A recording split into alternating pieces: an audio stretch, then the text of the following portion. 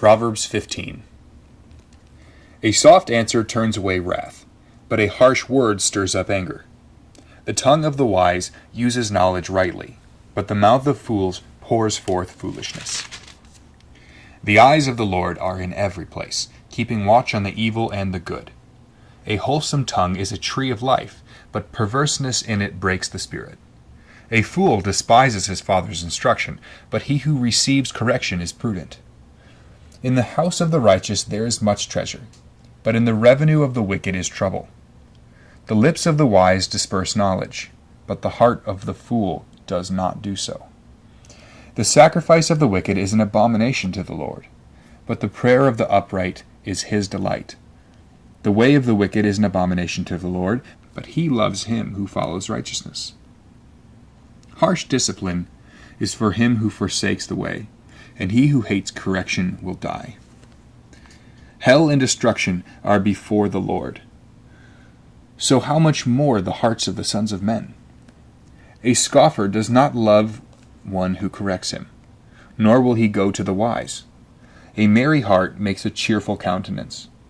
By sorrow of the heart the spirit is broken. The heart of him who has understanding seeks knowledge, but the mouth of fools feeds on foolishness. All the day of the afflicted are evil, but he who is of a merry heart has a continual feast. Better is a little with the fear of the Lord than a great treasure with trouble. Better is a dinner of herbs where love is than a fatted calf with hatred.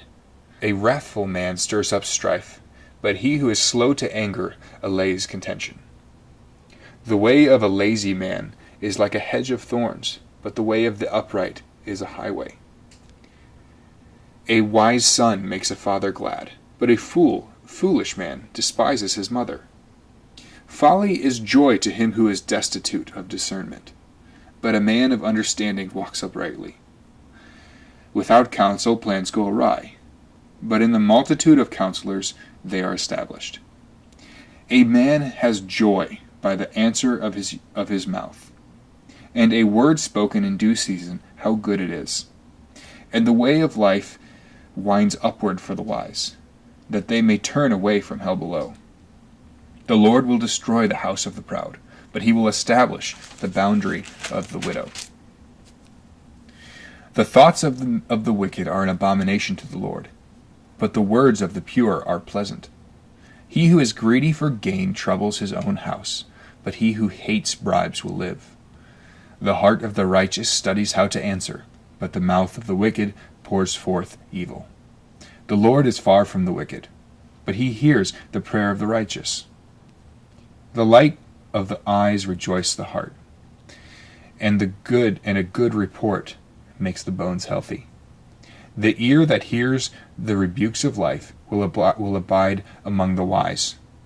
He who disdains instruction despises his own soul, but he who heeds rebuke gets understanding. The fear of the Lord is the instruction of wisdom, and before honor is humility. If we look at verses 31-32, we see that listening to the rebukes of the wisdom of the wise will bring life to you. Okay, so it contrasts that against the disdain of instruction. And then if we go back to verse 4, we see a wholesome tongue is a tree of life, but a perverseness in it breaks the spirit. And then a fool despises his father's instruction, but he who receives correction is prudent. It talks about opening yourself, in both of these examples, opening yourself to the instruction of the wise. And then again in verse 12, a scoffer does not love one who corrects him, nor will he go to the wise. He doesn't go to the wise and seek out wisdom. This is the difference here.